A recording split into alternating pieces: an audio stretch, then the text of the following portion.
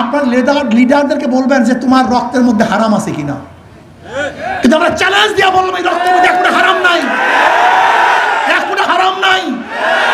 আমার রক্তের মধ্যে হারাম নাই, আমার বাবার রক্তের মধ্যে হারাম নাই, আমার দাদার রক্তের মধ্যে হারাম নাই। পারলে বলো তোমরা লিডাররা, চ্যালেঞ্জ দাও, পারলে চ্যালেঞ্জ দাও যে তোমার লিডারের মধ্যে হারাম নাই, তোমার বাবার লিডার তার লিডারের বাবার মধ্যে হারাম নাই, তার বাবার দাদার মধ্যে হারাম নাই। কিন্তু আমি চ্যালেঞ্জ দিয়ে স্টেজে বললাম সমস্ত ক্যামেরার সামনে, আলহামদুলিল্লাহ জানা সত্ত্বে এই রক্তের মধ্যে হারাম নাই, আমার বাবার রক্তের মধ্যে হারাম নাই, আমার দাদার রক্তের মধ্যে হারাম নাই। আমরা মিথ্যা বলি না, আমার বাবাই মিথ্যা বলেন নাই, আমার দাদাই মিথ্যা বলেন না। এই সময় আমি আসার সময় আমার বন্ধুরা বিহেভ করছে আমাকে, এই মিথ্যাবাদী যায়, ওখানে বিএনপি মিটিং চলতেছে, কি মিথ্যা বলছি বলেন? আমি একজন আপনার মুরব্বী, একজন যুবক, একজন ছাত্র, আমাকে যে বলেন যে মিথ্যুক যায়, বলেন কি মিথ্যা বলছি? জীবনে একটা মিথ্যা কি বলছি বলেন? একটাও না। আমাকে বলুন।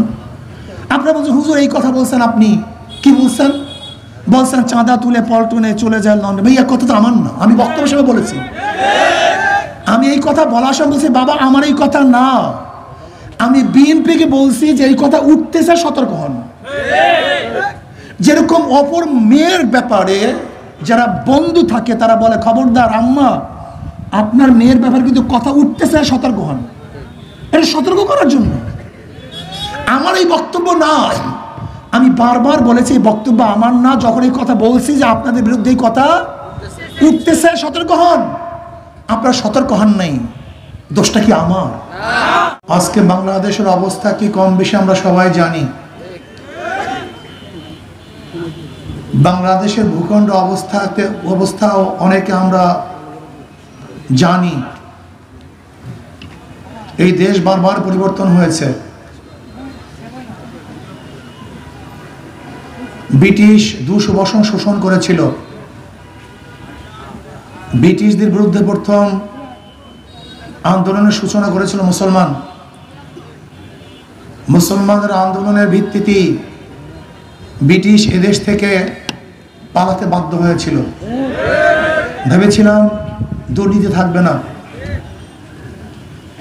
মানুষ শান্তিতে বসবাস করতে পারবে, কিন্তু সংখ্যাগরিষ্ঠরা সংখ্যালঘু মুসলমানদের উপরে জুলুম অত্যাচার অবিচার করার কারণে মুসলমানরা চিন্তা করছে মুসলমানদের জন্য আলাদা ভূখণ্ডের প্রয়োজন। আলাদা ভূখণ্ড হলেই আমরা শান্তি পাবো, মুক্তি পাবো। মুসলিম লীগের নেতৃত্বে 47-এ ভারত থেকে আমরা আলাদা হলাম, আমরা পাকিস্তান করলাম, ভেবেছিলাম শান্তি পাবো।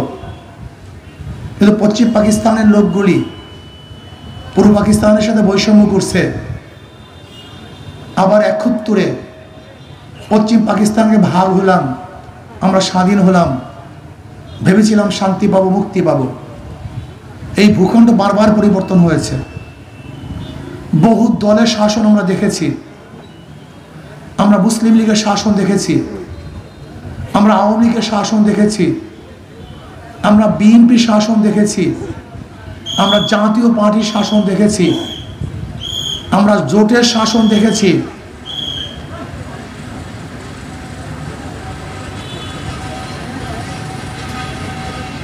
কিন্তু মানুষের ভাগ্যের পরিবর্তন দেখি নেই। আমরা বহু নেতার শাসন দেখেছি, আমরা আইয়ুব খানের শাসন দেখেছি, আমরা শেখ সাহেবের শাসন দেখেছি, আমরা শাসন দেখেছি জিয়াউর রহমান সাহেবের, ছত্তার সাহেবের, এরশাদ সাহেবের, খালেদা জিয়ার, শেখ হাসিনার, মঈনুদ্দিন ফখরুদ্দিনের শাসন দেখেছি, কিন্তু মানুষের ভাগ্যের পরিবর্তন দেখি নেই। বহু দেশ দেখেছি, বহু দল দেখেছি, বহু শাসক দেখেছি, কিন্তু বৈষম্য দূর হয় নাই। আবারও 2024 জুলাই আগস্টে বৈষম্য বিরোধী আন্দোলনের সূচনা হয়েছিল। মানুষ ভেবেছে যদি এই যুদ্ধে আমরা বিজয় করতে পারি, বিজয় অর্জন করতে পারি, তাহলে বৈষম্য থাকবে না। মানুষ শান্তি পাবে, মুক্তি পাবে, নিরাপত্তা পাবে, জুলুম অত্যাচার বন্ধ হবে, আমার মা বোনেরা ধর্ষিত হবে না, কোনো দোকানদারকে চাঁদা দিতে হবে না, রাস্তার মধ্যে ড্রাইভাররা গাড়ি চালাবে, অত্যাচারের শিকার হবে না, কোনো শ্রমিকদেরকে অধিকার আদায়ের জন্য রাস্তায় নামতে হবে না, যেন অধিকার থাকবে ঋষি, কামার, মজদুর, জেলে, তাঁতি, কুমার, সমস্ত মানুষের অধিকার প্রতিষ্ঠিত হবে, মানুষ শান্তিতে বসবাস করতে পারবে, ঘরের দরজা খুলে মানুষ ঘুমাবে, প্রত্যেকটা মানুষের অধিকার প্রাপ্তি তার দাঁড়ে দাঁড়ে পুষবে। আমরা ঐক্যবদ্ধভাবে দেশকে গড়ব। এদেশে কোনো মানুষ কাউকে কেউ হিংসা করবে না, অত্যাচারিত হবে না, কোনো যুবক কাউকে খুন করবে না, রাজনৈতিক প্রতিহিংসায় কোনো মানুষ মারা যাবে না, কোনো মায়ের বুক আর খালি হবে না, কোনো বাচ্চার এতিম হবে না, আমার কোনো বোন বিধবা হবে না, ধুকে ধুকে কোনো মানুষ মরবে না। এর জন্য আমরা আন্দোলন করেছিলাম, সংগ্রাম করেছিলাম। রাজনৈতিক সূচনা কেন হয়েছিল? সক্রেটিস ঈসাই সালের 500 বছর আগে এই যে ডেমোক্রেসি, এই ডেমোক্রেসির মূল তথ্যটা কি, ভিত্তিটা কি? আপনি কি জানেন ডেমোক্রেসি কি জিনিস? ডেমোক্রেসি মানেই হলো যে প্রত্যেক স্টেজ থেকে স্বাধীনভাবে কথা বলতে পারবে, প্রতিপক্ষের দুর্বলগুলি ধরিয়ে দিবে, তারা চর্চা করবে দেশ নিয়ে, স্বাধীনতা থাকবে, বাক শক্তি স্বাধীনতা থাকবে, লিখনির স্বাধীনতা থাকবে, কথা বলার স্বাধীনতা থাকবে, অধিকার থাকবে মানুষের কথা বলার, প্রত্যেকের ভুল ধরাধরি থাকবে, সুন্দর মতো আলোচনা করবে। কিন্তু আমরা কি দেখলাম? না, বাক শক্তিকে রুদ্ধ করা হচ্ছে, গলা টিপে মানুষকে মারা হচ্ছে, খুন খারাপি ধর্ষণ চলতেছে।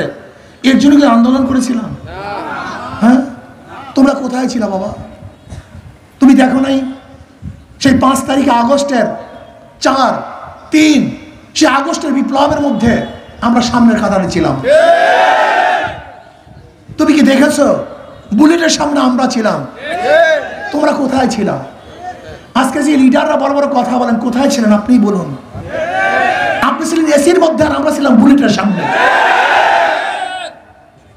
আপনি ছিলেন আরামে আর আমরা ছিলাম ট্যাঙ্কের সামনে। আজকে বড় কথা বলেন। হ্যাঁ, কি করেছেন? আমি বিবেকবান বন্ধুদেরকে বলবো, যাদের মাথার মধ্যে ঘিলু আছে, যাদের ঘিলু নষ্ট হয়ে গেছে তাদের কাছে আমার কোনো বক্তব্য নেই, যাদের ঘিলু পচে গেছে তাদের সাথে কোনো বক্তব্য নেই। আচ্ছা বলো তো, এদেশে 71-এর পরে শেখ সাহেব ক্ষমতা বসিয়েছিলাম, 72-এর সংবিধান রচিত হয়েছিল। তোমরা কি জানো 73-এ নির্বাচন হয়েছিল? 73 সালে 1973-এ নির্বাচন হয়েছিল। সেই নির্বাচনে 293 সিট পেয়েছিল কি জানো? আওয়ামী লীগ। এই মোস্তাক সাহেবকে কিভাবে পাশ করানো হয়েছে জানো? হেলিকপ্টারে। মোস্তাক সাহেব বাড়ি কুমিল্লা দাউদকান্দি, সেই দাউদকান্দির থেকে ভোটের বাক্স হেলিকপ্টারে নিয়ে এসে এই মোস্তাক সাহেবকে শেখ সাহেব পাশ করিয়েছিলেন। আবার এই আওয়ামী লীগে তার বিরুদ্ধে স্লোগান দিয়েছে শেখ সাহেবের খুনিকে মোস্তাক সাহেব। তুমি কি জানো সেই নির্বাচন সুস্থ নির্বাচন হয় নাই? সেই নির্বাচন হয়েছিল এক অপশক্তি নির্বাচন, জুলুমে নির্বাচন, অত্যাচারীদের নির্বাচন। 93-তে যারা 293টা সিট পেয়েছিল, 75-এ সেই লিডার আর দুনিয়াতে নাই। আবার এসছেন জিয়াউর রহমান সাহেব। পাকিস্তানের পরে শেখ সাহেব, তিনি ক্ষমতায় এসে বাকশাল করলেন। একনায়কতন্ত্র, কোনো দল থাকবে না, কোনো গোষ্ঠী থাকবে না। জিয়াউর রহমান সাহেব বহু দলীয় গণতন্ত্র সৃষ্টি করলেন, সবাইকে রাজনীতির অধিকার দিলেন, মানুষ রাজনীতি করবে, সবাই কথা বলবে, ভেদাভেদ থাকবে না, রাজাকার কে আলবদর কে আশামস থাকবে না। এর জন্য জিয়াউর রহমান সাহেব সবাইকে নিয়ে রাষ্ট্র গড়ার জন্য তেনার সরকারের জিয়াউর রহমান সাহেব প্রেসিডেন্ট, তার প্রাইম মিনিস্টার কে ছিল? শাহ আজিজুর রহমান। ওই তো জানেন মুরব্বীরা। জিয়াউর রহমান সাহেব প্রেসিডেন্ট, শাহ আজিজুর রহমান সিভিলিয়ান ছিলেন প্রধানমন্ত্রী। আপনি কি জানেন আজিজুর রহমান সাহেব কে? একজন রাজাকার। অথচ আমাদের দেশে যারা বিএনপি করে, ছাত্র দল করে, বন্ধুরা জানিই না আজকে রাজাকারের বিরুদ্ধে স্লোগান দিলে এই স্লোগান চলে যায় জিয়াউর রহমান সাহেবের বিরুদ্ধে। ও জানিই না ও রাজনীতি করে। আমি আশ্চর্য হয়ে যাই এদের জ্ঞানের পরিধিতি। এটা কি রাজনীতি করে, কিসের কিভাবে রাজনীতি আমার জানা নেই, আমি জানি না। আচ্ছা বলো তো, শাখা চৌধুরী, শাখা চৌধুরী তিনি কে? তিনি কি বিএনপির লোক না? যাকে এই শেখ হাসিনা ফাঁসিতে ঝুলিয়েছিলেন, শাখা চৌধুরী কে? সে কার লোক ছিল? কোন দলের লোক ছিল? কোন দলের মন্ত্রী ছিল? তুমি কি তোমার নিজের নিজের চেহারা মাখতেছো নাকি? ইতিহাস জানো। শুধু গাজার কলকি মুখে নিয়ে রাজনীতি করা যায় না। ইতিহাস জানতে হয়, শিখতে হয়, বুঝতে হয়, না লজ্জিত হবা, শরম পাবা। দেখো এই দেশ কিন্তু আগে সেই দেশ না। তুমি কেন বুঝো না, তোমরা কেন বুঝতেছ না বন্ধু? আগে একটা খবর ছাপা হয়তো ঢাকায়, ধরো যেই পত্রিকাগুলো সবচেয়ে বেশি প্রচারিত ছিল তার সার্কুলেশন কত ছিল? হয়তো 3 লক্ষ বা 2.5 লক্ষ। ঢাকায় ঘটনা ঘটতো, বাংলাদেশের বিভিন্ন জায়গায় ঘটনা ঘটতো, মানুষের দ্বারে পুষতো, 3 লক্ষ মানুষ পড়তো না, না পড়তো, বিশ্বাস করতো কি করতো না, একটা পরিবর্তন হতে সময় লাগতো। আর এখন আমি এই বক্তব্য দিতে আসি, 1 মিনিটের মধ্যে গোটা দুনিয়ায় বক্তব্য দেখবে। তুমি ভেবেছো সেই আগের পরিবর্তন যেরকম টাইম নিয়ে হইতো এখনো সেইভাবে পরিবর্তন হবে? হ্যাঁ, তুমি আগের মানুষকে যে বোকা মনে করতে এখন সেই মানুষ বোকা, এটা তুমি ভাবতেছো? এখন রিক্সাওয়ালা, ঠেলাওয়ালা, কুলি মজদুর সবাই শিক্ষিত, হয়তো একাডেমিক পড়াশোনা করে নাই, কিন্তু রাজনৈতিকভাবে খুবই সচেতন, আর চিন্তাও করতে পারবে না। আমি আমার বন্ধুদেরকে বলবো, দেখো হিংসাচার বাদ দাও, মারামারি কাটাকাটি, এটা জিয়াউর রহমান সাহেবের আদর্শ না। জিয়াউর রহমান সাহেবের আদর্শ ছিল সবাইকে নিয়ে দেশটা গড়া। আর তোমার স্লোগান কি? অমুককে রাখবো না, অমুকের দাঁত ফালাইয়া দেবো, অমুকে বিদায় দিয়া দেব। এটা তোমার নেতার আদর্শের খেলাফ। কমপক্ষে জিয়াউর রহমান সাহেবকে নিয়ে স্টাডি করো, কমপক্ষে মিনিমাম জিয়াউর রহমান সাহেবকে নিয়ে গবেষণা করো, তার বক্তব্যগুলো পড়ো, তার বক্তব্য শোনো, বক্তব্য জানো, তারপর আন্দোলন করো, তারপর রাজনীতি করো। তুমি এত বোকা হবা কেন? যারা পড়াশোনা করে তারা বোকা হবা কেন? পড়াশোনা করো, জানো তিনি কি বলতে চেয়েছেন, আদর্শ কি ছিল, রাজনীতি কি ছিল, তোমাকে জানতে হবে অবশ্যই। আমরা ভেদাভেদ করবো কেন? আমরা ভারতের বিরুদ্ধে সবাই ঐক্য, ফ্যাসিস্টের বিরুদ্ধে সবাই ঐক্য, জুলুমের বিরুদ্ধে আমরা সবাই ঐক্য, খুনিদের বিরুদ্ধে সবাই ঐক্য। এই দেশে গঠন করার জন্য আমরা সবাই ঐক্যবদ্ধভাবে কাজ করি, এটি হওয়া উচিত। বেশ ভালো কথা, জিয়াউর রহমান সাহেব আদর্শবান ছিলেন, নীতিবান ছিলেন। মানুষ আবারও তাদেরকে ক্ষমতায় নিয়েছিল। 91-তে জিয়াউর রহমান সাহেবের আদর্শের কারণেই মানুষ বিএনপিকে ক্ষমতায় নিয়েছিল, কথা ঠিক না? 91 থেকে 96 পর্যন্ত বিএনপি ক্ষমতায় ছিল, কিন্তু 96-তে ক্ষমতা আসতে পারেন নাই কেন? ফেল মারলেন কেন? আবার কেন আন্দোলন করা হয়েছিল? এইমাত্র আমি বললাম যে 1973 সালে নির্বাচনে 293 সিট পেয়েছিল। আবার আপনি কি জানেন 96-তে 15 ফেব্রুয়ারি এক নির্বাচন হয়েছিল, জানেন আপনি? মুরব্বীদের মনে নেই? 1996 সনে 15 ফেব্রুয়ারি আরেকটা নির্বাচন হয়েছিল, জানো তুমি? একক একক তৎকালীন সময় প্রাইম মিনিস্টার খালেদা জিয়া বলেছিলেন, কেউ যদি নির্বাচন অংশগ্রহণ না করে আমরা একা নির্বাচন করব। এবং একা নির্বাচন করে জানো ক্ষমতার মেয়াদ কয়দিন ছিল? মাত্র 16 দিন। 16 দিন পরে আবার সে বিদায় হলেন। খুব ভালো মতো ইতিহাস জানো। আবার কে আসছে? ও শেখ সাহেবের কন্যা, মানুষ ভেবেছে যে শেখ সাহেবের কন্যা কিন্তু আবারও ক্ষমতায় বসাই তওবা তিল্লা করছে, তসবি ধরছে, ঘুমটা মারছে, পর্দা করছে, তাহাজ্জুদ করছে।